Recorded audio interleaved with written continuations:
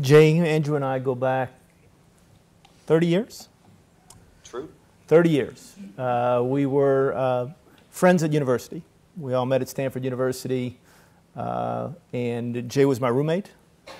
Andrew was our housemate, and so we were great friends before we became business partners. Post-graduation, we all went our separate ways. Andrew went to Wall Street. Jay became a McKinsey consultant. Notice the pocket square. And I, too, went to investment banking. We did that all for perhaps 6 years or so. When we came back together, when Jay created a small apparel brand at the time called And One. So And One, for those of you who don't know it, it's kind of like, it's a basketball footwear and apparel brand. Mm-hmm. If you took Adidas or Reebok and you took their basketball brand and set it outside the company, that was about the size of And One. We competed to be the #2 basketball brand on the globe.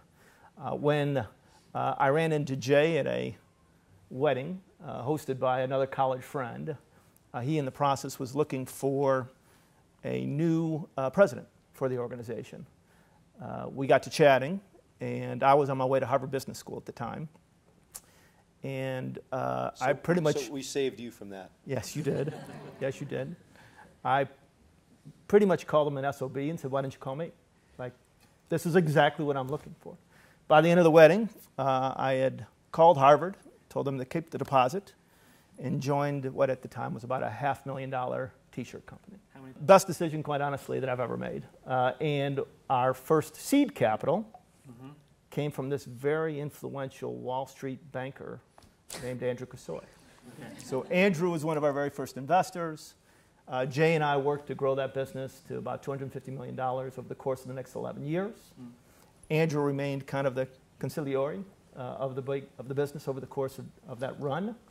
And at the end of that journey, we all came back together to discuss what was next. And so let's fast forward. At the end of And One, I think you sold the company, is that right? Yeah. And am I right in thinking that And One is not a B Corp at the moment?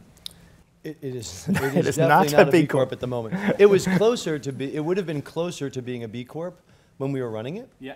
But that's quite interesting. No, I figured that's where you were going. Yeah. And so when we the first time we came up with the impact assessment, that is the tool we use to certify companies, like the questions that are asked about workers and community and environment and supply chain and governance. The only company we actually really knew inside and out was our own. And so as we sort of effectively crowdsourced the criteria from leading businesses across a bunch of industries about what types of questions we could ask, because we obviously weren't social enterprise with background or impact measurement background folks, we said, well, let's run And One through the assessment. And And One, by that time, to be fair, we had been talking with Patagonia and Seventh Generation and some other sort of well-known leading businesses on the sustainability front. We had become friendly with them. And they had all scored between sort of 80 and 95 on the assessment. And what's the assessment out? It's out of 200. Yeah. Thank you. It's out of 200 available points. So 80 and 95. Which meant that there's even iconic businesses like Patagonia, who are phenomenal enterprises, they have a lot of headroom in front of them, right? There's a lot of things. Nobody does everything well, right? What's the highest anyone's ever got? Honestly, I don't even know. It's probably in the 160s or 160s. 160s. Like, that's not the distinction that we're looking for. We can talk about that later. But anyway, we'll come back to that. But so those companies were scoring there, and we felt that And One certainly wasn't doing nearly what those companies were doing, and And One scored in like the low 60s. And so that actually made sense to us, because And One had a great workplace code of conduct, sort of supplier code of conduct with our overseas factories. We had given 5% of our profits to charities since the very beginning. It was a fantastic corporate culture, a bunch of other things that would have sort of been part of how we would all think about sustainable business or social environmental impact. But we didn't do really much anything on the environment.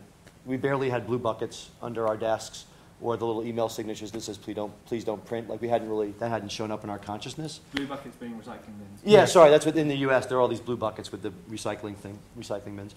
And so it felt right to us that And One, the company that we ran and we're very proud of, would have been like within we'd say in the US within spitting distance of the 80-point bar, which is the minimum to become certified.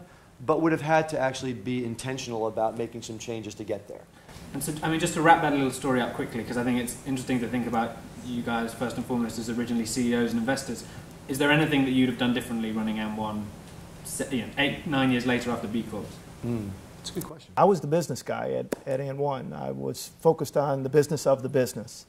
And I had watched over that 11-year an organization that was pretty deeply committed to its employees as a family-centric environment and to its factories overseas and to the local community. And the truth is, as we scaled, it got harder and harder to maintain that commitment.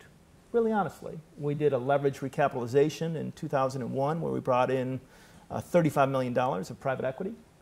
It got it significantly more challenging when you're not playing with your own money. And then at the moment of liquidity, the moment when we were selling the company, and importantly, we knew what we were doing, former investment banker, we knew who we were selling to, and our new buyer absolutely paid us fair value for the organization. But within 3 months of the sale of the business, whatever was left of our commitment to our employees, the community, and the environment had been stripped out by the new owner. Within 3 months? Within 3 months. Within 3 months. And certainly... Conservatively. And certainly for me, that was alarming. We spent 11 years trying to build a responsible business that within 3 months of new ownership, it had lost its way on those fronts. And it felt to me like there had to be a better way, that if you wanted to embed mission in an organization and make sure that purpose is maintained long term, there had to be a way a company could scale, raise capital, have a liquidity event, and know that that mission was maintained long term. We haven't really gone through, to be certified as a B Corp, you have to do two things. You have to meet a minimum set of social and environmental performance standards that are built into this impact rating system that Jay was just talking about, the B impact assessment, and you have to get an 80 on that assessment.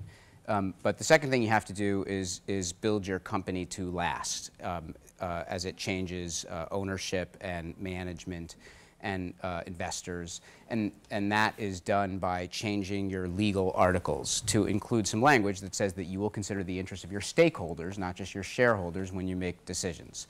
So that's a fundamental change in the way most people think about what a business is for, and we wanted that not just to be written into a mission statement that people can kind of put in a frame and over on the wall, but actually be part of the decision-making process every day. And so when the board of directors of the business meets, instead of the general counsel, the lawyer sitting in the room saying, no, we can't talk about the effect of this decision on the workers or on the environment because that's a violation of our fiduciary duties, we wanted that same person to be sitting in the boardroom saying, we have to talk about that because actually we've obligated ourselves to do that legally. And so that's the second requirement of certification. And it doesn't matter what your corporate form is, whether you're a partnership or a company limited by shares or in the US what's called an LLC or a corporation. You could do this using any kind of legal form of corporation. We wanted you as a business to have that mission built into the legal accountability of the business. But if we're going to try to create the type of change that we all, I think, believe needs to happen, we're going to need to engage the businesses that make these lights and run the energy and the ductwork and we need to engage all businesses. And to do that, we have to be rigorous about our standards. But allow capital to flow into these businesses in multiple forms.